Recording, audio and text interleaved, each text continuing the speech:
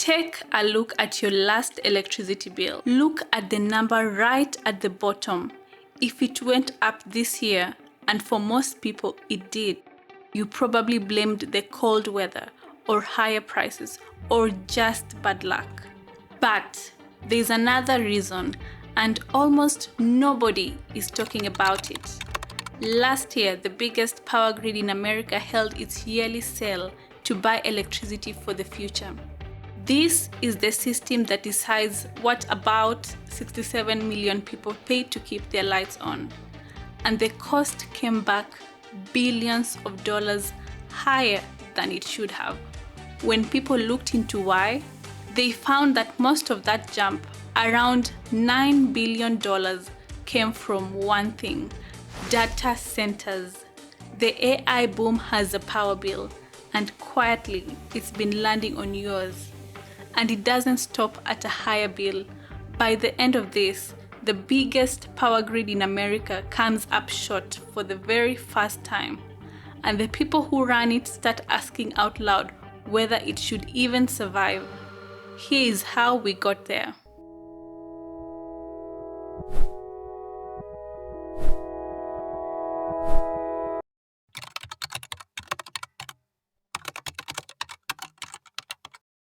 Let's back up for a second. Where does AI actually live? Not in the cloud. The cloud is just a fancy word. The real thing is a building, a giant warehouse full of computers that run all day and all night and use a huge amount of electricity. Every time you ask a chatbot a question or make a picture with AI, it happens inside one of these buildings. And we are building them everywhere. Right now, all of them together use about 4% of the electricity in the whole country. That doesn't sound like much, but here's the part that surprised me. Last year, these data centers cost about half of all the growth in how much electricity America used. Half from just one kind of business. And experts think that number could double in the next few years. So the real question isn't how smart the AI is. The real question is simpler and a lot more expensive. Where does all that power come from, and who pays for it? To find out who pays, you really only have to look at one place. It's a company called PJM. It runs the power grid for about 67 million people, from Illinois all the way to the New Jersey coast. Every year, PJM holds a sale to line up enough power for the years ahead. For a long time, this sale was boring and cheap, about $2 billion. Then the data centers showed up. The most recent sale cost about $16 billion. The price of that power jumped almost 10 times higher in just 2 years. When experts looked closely, they found data centers were behind most of that jump. In one recent sale, about 2/3 of the increase, around $9 billion, came from data centers, and that cost gets split between everyone on the grid, including you. Now, think about the future. A group of energy researchers called the NRDC did the math. They believe that by 2028, a normal family in this area will pay about $70 more every month, just because of data centers. Add it all up, and that's as much as $160 billion passed on to regular people by 2033. $70 a month for something you never asked for, to power a boom you don't make a penny from. And if you think this is some far-off problem, it isn't. The newest round of these costs hits people's bills this month. Now, I don't want you to just take my word for any of this. So let's lay it all out, because every number I just gave you has a name and a date behind it. First, a group called the Union of Concerned Scientists found that back in September, people in 7 states were already charged $4.4 billion to build new power lines just for data centers. Second, in Washington, D.C., the average power bill went up about $21 a month, and researchers traced it to the same cause. Third, 11 state governors signed a letter together asking for more control over the grid. Pennsylvania's governor said it plainly. States need more oversight in how this is run.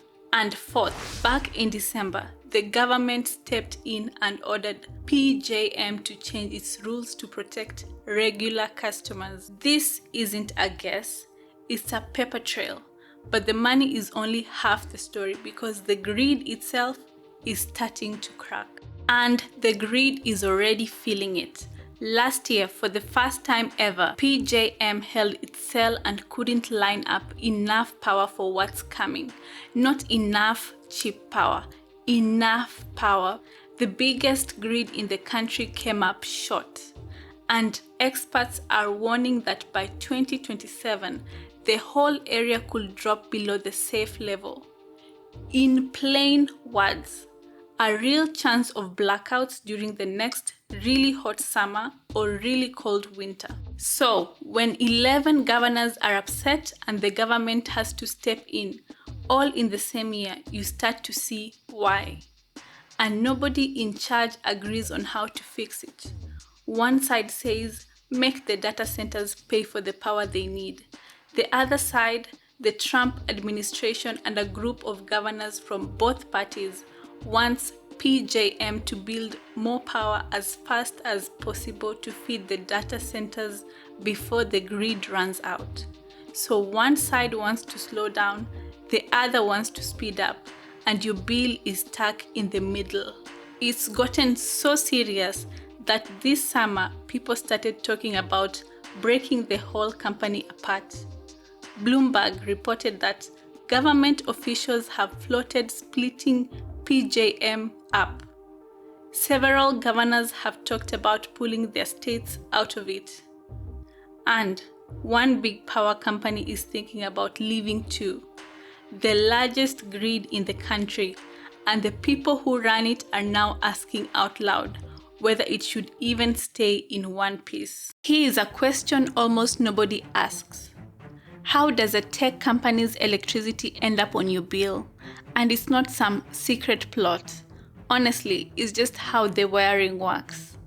A data center needs a huge amount of power. To get it there, the grid needs new power lines, new equipment, and more room to carry it all. That costs billions of dollars. And the way the system is set up, that cost gets split between everyone on the grid.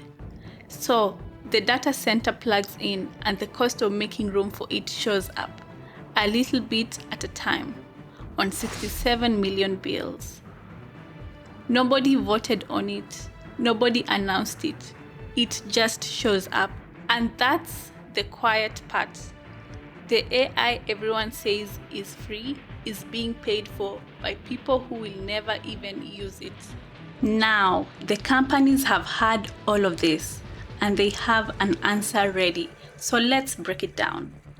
Amazon says, and this is a real quote, Amazon fully pays for its own electricity costs to power its data centers. They paid for a study to back it up. They point to a national lab that found a lot of the recent bill increases came from fixing old wires and poles, not from data centers directly. And honestly, that's not a lie. A big data center usually does pay for the power it uses. But listen to the two words doing all the work. Its own power. Because the fight was never about the power inside the building.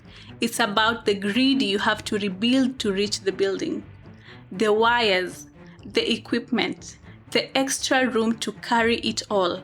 And those costs, the $4 billion for the lines, the $9 billion in the cell, land on everyone. So here's what it really means.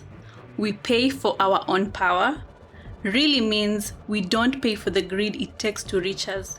It's a true sentence. It just quietly answers a different question than the one you're asking. And to be fair, a couple of companies have actually done the right thing. Microsoft and Anthropic both said this year that they'd help pay for the grid cost their data centers add. That's good. The problem is most of the others haven't. They're still saying we pay for our own power and leaving you to cover the rest. But people are still trying to catch on and they're starting to fight back. And regular people have started to notice. Last year, local communities blocked or held up at least 16 data center projects worth $64 billion over the power, the water, and what it does to their bills. And in just the first few months of this year, lawmakers in more than 30 states wrote over 300 new bills about data centers. A few years ago, states were competing to give these companies tax breaks. Now they are writing rules to make them pay their fair share, and some of those rules are already law. California, Ohio, and Utah have all passed measures forcing data centers to pay for the grid they need. It's even reached Washington. This month, Senator Mark Warner introduced a national version. The mood has flipped, and not because people suddenly hate technology. It's because they opened an envelope. This is the part I keep coming back to. Every conversation about AI looks up at the big models, the billionaires, the race with China. And while everyone is looking up, the bill is landing down here, on a meter in someone's basement, in a house where the family doesn't own any part of this and might not even use AI at all. We were all told that AI is weightless, that it's just software, just the future, but it isn't. It's power plants and steel and a number on a piece of paper. And the people running the boom figured out how to hand you that bill before most of us even knew it was coming.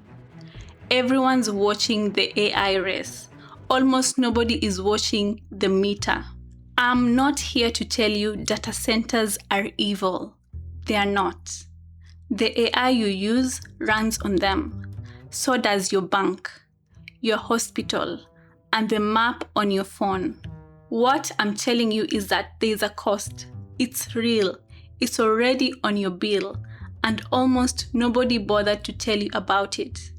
So next month, when that number at the bottom of the page is a little higher than you expected, you'll at least know one of the reasons, and you'll know who it was built for. If this showed you something you weren't seeing on the timeline, that's why this channel exists. Don't forget to subscribe and keep an eye on the meter.